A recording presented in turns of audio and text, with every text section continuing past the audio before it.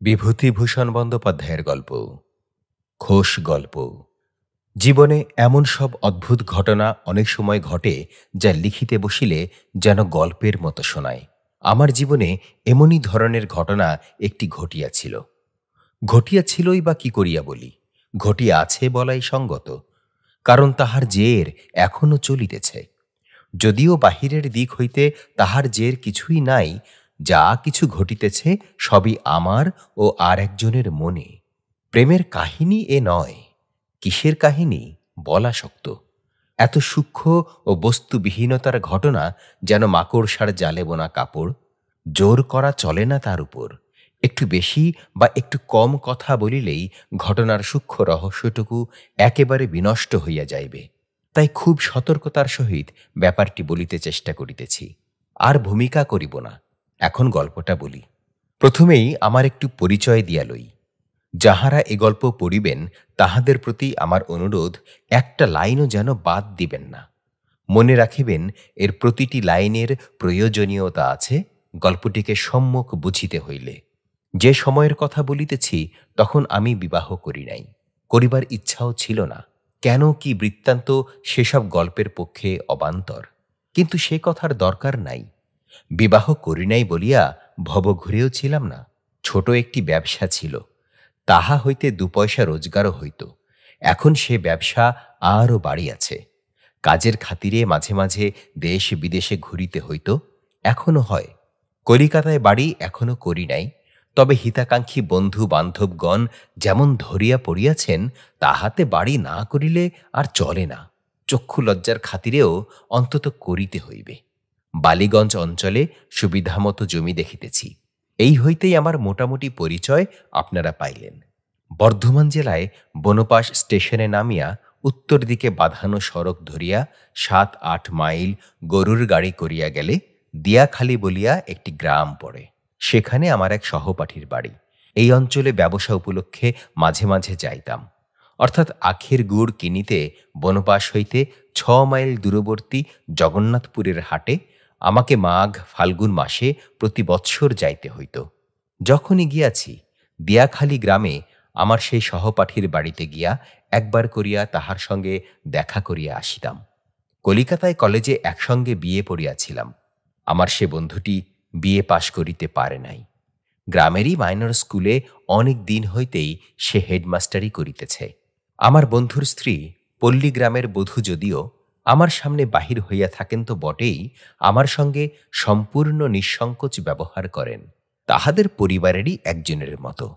মেয়ে মানুষের যেমন স্বভাব, যখনই যাই আমার বন্ধু পত্নী আমায় বাঁধা নিয়মে অনুযোগ করিতেন আমি কেন বিবাহ করিতেছি না। এ নিয়মের ব্যতিক্রম যতবার সেখানে গিয়াছি কখনো ঘটিতে দেখি নাই। শুনুন, এবার একটি বড়সড় দেখে এই ফাল্গুন মাসের মধ্যেই বিয়ে করে ফেলুন। না, শুনুন আমার কথা। এর পরে কে দেখবে শুনবে সেটাও তো ভাবতে হবে। বিয়ে করে ফেলুন। এ ধরনের কথা শুধু আমার বন্ধু পত্নীর মুখ হইতে যদি শুনিতাম, হয়তো আমার মনে একটা কিছু রেখাপাত করিলেও করিতে পারিত। কিন্তু আমি তো এক দিয়াখালি গ্রামেই ঘুরি না। সারা বাংলাদেশের কত জেলায়, কত গ্রামে, কত শহরে কার্যোপলক্ষে ঘুরিতে হয়, এবং প্রায় অনেক স্থানেই হিতাকাঙ্ক্ষী বন্ধু বান্ধবের মুখ হইতে ওই একই কথা শুনিয়া আসিতেছিলাম। আমার মাসিমা, পিসিমা এবং অন্যান্য আত্মীয় কুটুম্বিনী সমস্ত এই বিষয়ে যথেষ্ট অধ্যবসায়, ধৈর্যের পরিচয় দিয়া আসিতেছিলেন। ঘরে বাহিরে এভাবে অনুরুদ্ধ হওয়ায় জিনিসটা আমার যথেষ্ট গা সহাগোছের হইয়া পড়ার দরুন কোনো প্রস্তাবই তেমন গায়েও মাখিতাম না, বা নতুন করিয়া কিছু বলিয়া ভাবিতাম না। একবার দিয়াখালি গিয়াছি মাঘ মাসে। আমার বন্ধু পত্নী সেবার যে কথা বলিলেন তাহা শুনিয়া রীতিমতো কৌতুক অনুভব করিলাম। বলিলেন, আমি কিন্তু এক জায়গায় আপনার বিয়ে ঠিক করে রেখেছি। একটু কৌতুক করিয়াই কহিলাম, কিরকম? আজ প্রায় 6-7 মাস আগে আমাদের এখানে শিবতলায় বারোয়ারি শুনতে গিয়ে একটা মেয়ের সঙ্গে আমার খুব ভাব হয়। মেয়েটি এ গায়ের নয়। তার দিদিমার সঙ্গে গরুর গাড়ি করে পাশের গাঁ 12 দিঘি থেকে যাত্রা শুনতে এসেছিল। বেশ মেয়েটি, চমৎকার গড়ন পিটন, লম্বা, একহারা চেহারা। কেবল রংটি ফর্সা নয়, কালো। খুব কালো না হলেও কালোই মোটের উপর, নামটা ভুলে গেছি, খুব সম্ভবত মণিমালা। উৎসাহ দিবার সুরে বলিলাম, বেশ, তারপর? আমি তাকে বললুম আপনার কথা, আপনি কি করেন, কোথায় বাড়ি, সব বলবার পরে তাকে বললুম, এর সঙ্গে কিন্তু তোমার ভাই বিয়ে ঠিক করেছি। এমন কথা কখনো শুনি নাই। অবাক হইয়া বলিলাম, কি বললেন? জানা নেই, শোনা নেই, বললেন অমনি বিয়ের কথা? বন্ধুপত্নী পাড়াগাঁয়ের সহজ সারল্যের মধ্যে মানুষ হওয়ার দরুণই বোধহয় এই অদ্ভুত আচরণের অদ্ভুতত্ব একেবারেই ধরিতে পারিলেন না। বলিলেন, কেন বলবো না? আমার চেয়ে বয়সে যদিও ছোট, তবুও তার সঙ্গে সমবয়সীর মতো ভাব হয়ে গেছিল। বললুম, ওর একজন বন্ধু আছেন, তিনি মাঝে মাঝে আমাদের এখানে আসেন, আমি তার সঙ্গে তোমার বিয়ের চেষ্টা করছি। এখন তুমি যদি মত দাও ভাই, তবে আমি ওর কাছে কথা পাড়ি। মেয়েটি কি বললে? মত দিলে? বললে, তিনি এতদিন বিয়ে করেননি কেন? আমি বললুম, খেয়ালি লোক, তাই এবার বিয়ে করার ইচ্ছে হয়েছে। তাছাড়া তোমার মতো মেয়ে পেলে নিশ্চয়ই বিয়ে করবেন। তারপরে মেয়েটি আপনার সম্বন্ধে আরও দু একটি কথা জিজ্ঞেস করলে। আপনার বয়স কত, মুখুজ্জে না চাটুজ্জে, কি পাস? কি পাস এই কথাটা দুবার করে জিজ্ঞেস করলে। যখন বললুম বিয়ে পাস, সে তা তো আবার বোঝে না। বললুম 3টে পাস। তখন তার মুখ দেখে মনে হলো বেশ খুশি হয়েছে। সুতরাং ও পক্ষের মত আছে বোঝা গিয়েছে। এখন আপনি মত করে ফেলুন তো ঠাকুরপো, আমি সব ঠিক করি। বাপের নাম ঠিকানা আমি জেনে নিয়েছি, ওকে দিয়ে চিঠি লেখাই, কেমন তো? কোনো মতে সেবারের মতো কথাটা চাপা দিয়া কলিকাতা ফিরিলাম। তাহার পর বছর খানেক আমার সেখানে আর যাইবার দরকার হয় নাই। পুনরায় সেখানে গেলাম পরের বৎসর মাঘ মাসে। সন্ধ্যায় বসিয়া গল্প করিতেছি, বন্ধুপত্নী বলিলেন কথায় কথায়, ঠাকুরপো, মনে আছে সেই মণিমালার কথা? এবারও যে শিবতলায় বারোয়ারের দিন তার সঙ্গে দেখা হলো। বলিলাম, বেশ কথা।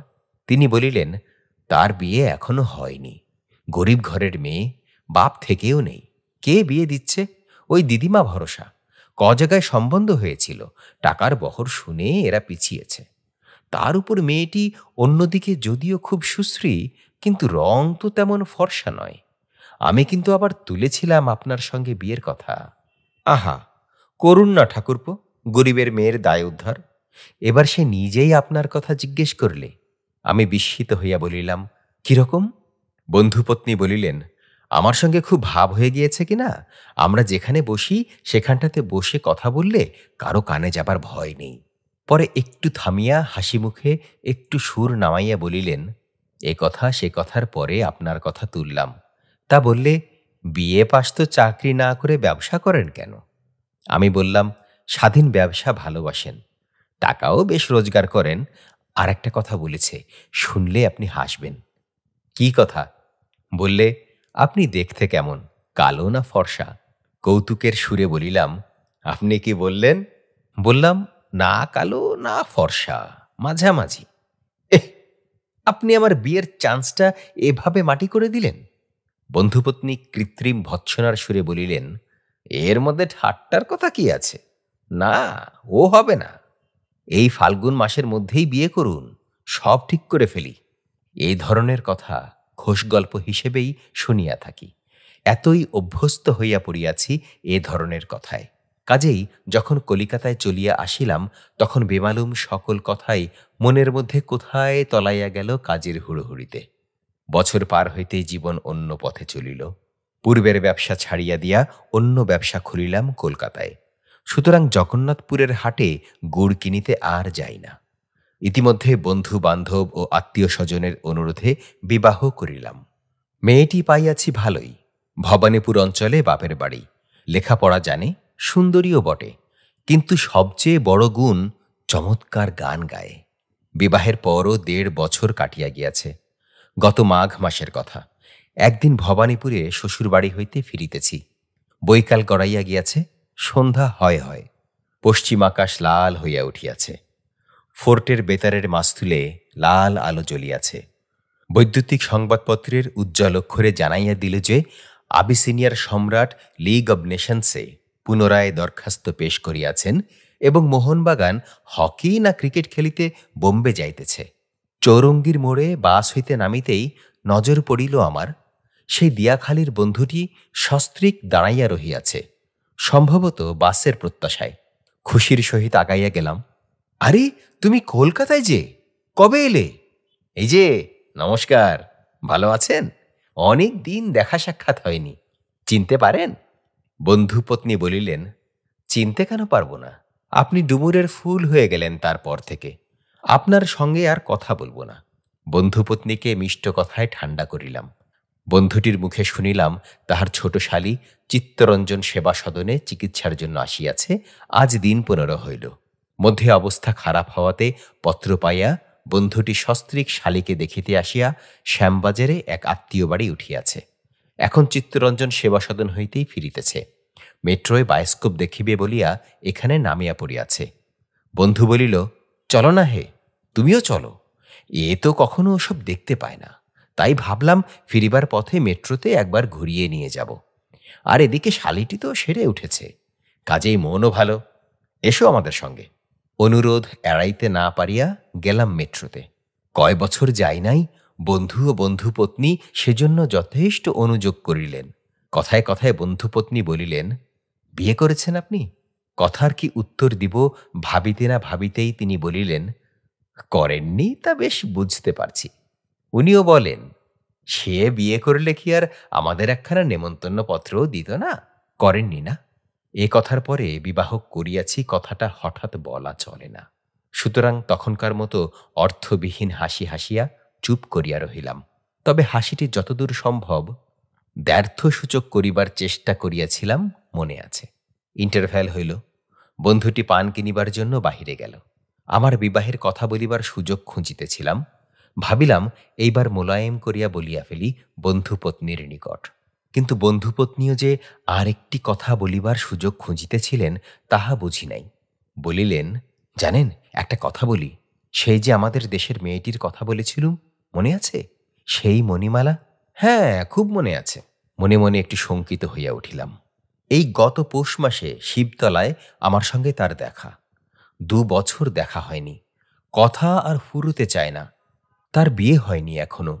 কেন হয়নি সে কথা আমি জিজ্ঞেস করিনি, তবে ভাবে তো বোঝা যাচ্ছে ওরকম গরিব ঘরের মেয়ের কেন বিয়ে হতে দেরি হয়। আমি কথা বলিবার জন্যই বলিলাম, হ্যাঁ, তা বই কি। তারপর শুনুন, কথায় কথায় কলকাতার কথা উঠল। সে কখনো কলকাতা দেখেনি। আমি হেসে বললুম, আচ্ছা, তোমায় শিগগির কলকাতা দেখাচ্ছি। এ কথায় মেয়েটি হাসলে। ভারী বুদ্ধিমতী মেয়ে, ও বুঝতে পেরেছে আমি কি বলছি। একটু পরে নিজেই বললে, আপনাদের বাড়িতে সেই যে ভদ্রলোক আসতেন, তিনি আর আসেন না? আমি বললাম, অনেক দিন আসেননি।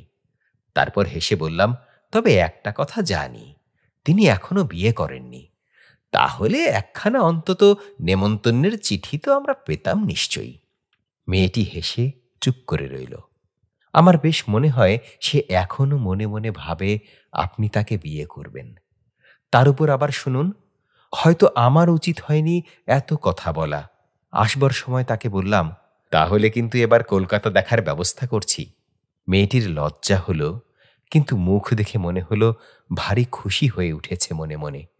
মুখে কেবল একটা কথা বলেছিল উঠে আসবার সময়, যেন তাচ্ছিল্যের সুরে হঠাৎ বললে, আমার আর অমত কি, তবে তুমি ভাই দিদিমাকে একবার বলো। সত্যই সে আপনার আশায় আশায় রয়েছে, এ আমি জোর করে বলতে পারি। যা বলেছে, মেয়ে মানুষ তার চেয়ে আর কি বেশি বলবে? এ দোষ আমারই। সেজন্য ওর সামনে বললাম না, উনি শুনলে রাগ করবেন। আমার অনুরোধ ঠাকুরপো, দয়া করে গরিব ঘরের মেয়েটাকে নিয়ে তাদের দায় উদ্ধার করুন। আপনি তাকে নিয়ে জীবনে সুখী হবেন, এ কথা বলতে পারি। অমন সুশ্রী সরলা শান্ত মেয়ে পাবেন না, হলই বা গরিব। আমার বন্ধু পান কিনিয়া ফিরিয়া আসাতে কথাটা চাপা পড়িল। অতঃপর আর আমার বিবাহের কথা ইহাদের নিকট বলিতে পারিলাম না। হয়তো একটু গর্ব করিয়াই বলিতাম, আমার স্ত্রী সত্যই সুন্দরী। এমনকি ইহাও ভাবিতেছিলাম, একদিন উভয়কে বাসায় নিমন্ত্রণ করিয়া লইয়া গিয়া স্ত্রীর গান শুনাইয়া দিব। কিন্তু বন্ধুপত্নীর সহিত কথাবার্তার পরে আমার মুখ কে যেন চাপিয়া ধরিল। কেন যে এমন সব ধরনের ব্যাপার ঘটে? কোথায় কাহাকে কে খোশ গল্পের ছলে কি বলিল, তাহাই শুনিয়া একটি সরলা পল্লী বালিকা মনে কি জানি কি সব স্বপ্ন জাল বুনিতেছে এখনো। অথচ যাহাকে ঘিরিয়া এ স্বপ্ন রচনা, এ বিষয়ে সে কিছুই জানে না। সে দিব্যি আরামে চাল দিয়া কলিকাতায় বেড়াইতেছে, বিয়ে থাওয়া করিয়া নববধূকে লইয়া মশগুল হইয়া মহাসুখে দিন কাটাইতেছে। সেই হইতে এই কয় মাস সুদূর রাঢ় অঞ্চলের একটি অদেখা পাড়াগাঁয়ের মেয়ের কথা আমি ক্রমাগত ভুলিতে চেষ্টা করিতেছি।